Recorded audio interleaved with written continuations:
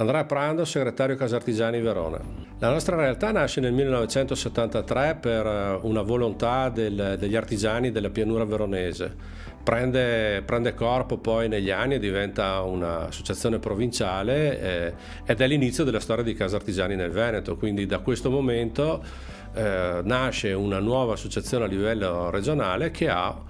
una dinamica completamente diversa rispetto alle altre organizzazioni, più veloce, meno burocratica, statuti molto agili che permettono agli artigiani di risolvere i problemi in maniera molto veloce. Questa è la dinamica che ha comportato poi lo sviluppo di quella che è la nostra rete di imprese, che di fatto dal 1973 ad oggi ha occupato tutto il Veneto e adesso è presente in ogni provincia e in tantissimi comuni. Momento storico molto difficile, diciamo, forse il più difficile che si è visto negli ultimi 40 anni. Noi abbiamo dovuto capire, interpretare nell'ultimo anno soprattutto come poter reinventare un artigianato che di fatto era in crisi, un artigianato che aveva dei grossi problemi di rivoluzione interna dovuto al fatto di cambi generazionali, di problematiche con il credito, di reinventare anche attività che ormai erano consumate dal tempo e che dovevano essere rivoluzionate perché le dinamiche dei mercati moderni chiedevano altri tipi di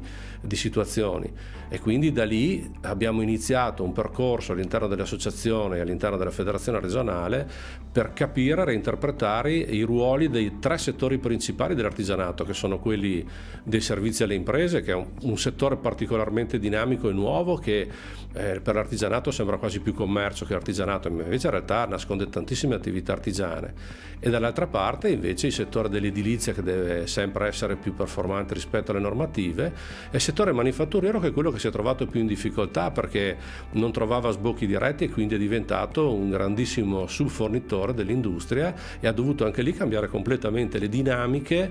di quelle che erano i posizionamenti sui vari mercati. Pensiamo, non so, ai vari distretti del mobile rispetto a quello della calzatura, che a Verona è sparito, però comunque ci sono ancora tantissime aziende che lavorano in quel segmento, o quello del marmo, che si è evoluto tantissimo dal punto di vista industriale e dal punto di vista artigiano invece ha un po' stentato a cercare di ricollocarsi in un mercato che vedeva grandissime esportazioni e dove magari l'artigianato faceva fatica ad arrivare. L'ultimo anno è stato un anno comunque molto difficile. Noi nel momento in cui ci siamo resi conto che si stava chiudendo tutto, abbiamo cercato di essere molto vicini alle aziende utilizzando tutti gli strumenti che si potevano utilizzare che non erano da loro utilizzati, quindi le tecnologie le riguardanti i webinar, rispetto alle videoconferenze, rispetto ad instaurare con loro un dialogo diretto pur stando a casa attraverso le chat, ci ha permesso, facendogli usare lo strumento del telefono, che per loro era magari uno strumento parzialmente sconosciuto,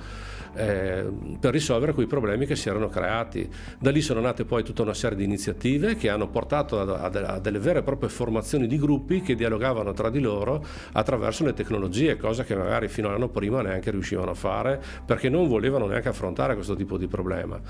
Ad oggi, ad un anno di distanza e alla riapertura, abbiamo notato che nonostante ci sia stata una grandissima corsa per capire cosa stava accadendo, e anche perché era un'ottima forma di informazione in un momento in cui non c'erano segnali precisi su come ci si doveva comportare, diciamo che ha creato ad oggi un sistema di comunicazione che viene utilizzato nella normalità comunque come in tempi di pandemia, e questo secondo me è un grandissimo risultato che noi abbiamo ottenuto. Siamo stati anche citati a livelli nazionali per essere stati forse tra i primi ad interpretare questo tipo di sistema di comunicazione con gli associati. Continuando nella logica di digitalizzare i nostri artigiani,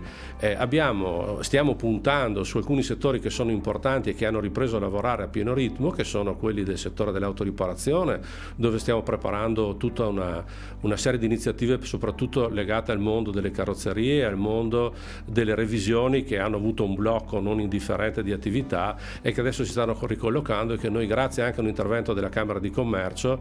stiamo riuscendo a creare un'app che darà tutta una serie di servizi gratuiti che verranno a forte utilizzo dell'utente, ma soprattutto del carrozziere revisionista, che avrà modo di operare con questa situazione che presenteremo tra l'altro a breve. Poi abbiamo inserito gruppi di lavoro di varie categorie per favorire l'ingresso nel mercato degli artigiani, nel mercato del 110%, 100%, chiamiamolo così, facendo sì che loro possano lavorare in maniera molto molto coperta anche dal punto di vista della protezione che l'associazione fornisce in questo caso, su contratti con dei general contractor che magari propongono cose piuttosto impegnative sulle quali c'è la necessità di dare anche una tutela a quelle imprese che vogliono entrare in questi mercati particolari.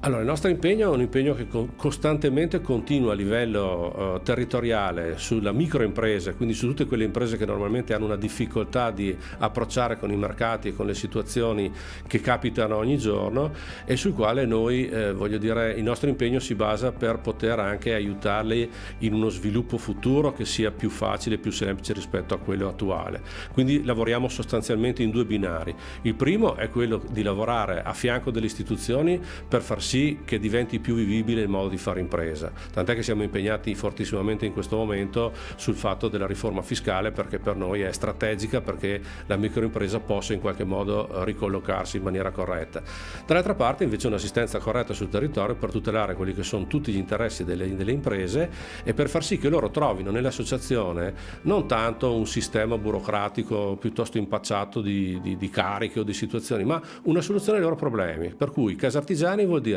mettere al centro l'impresa rispetto alle problematiche che ci sono quotidianamente e che loro vivono.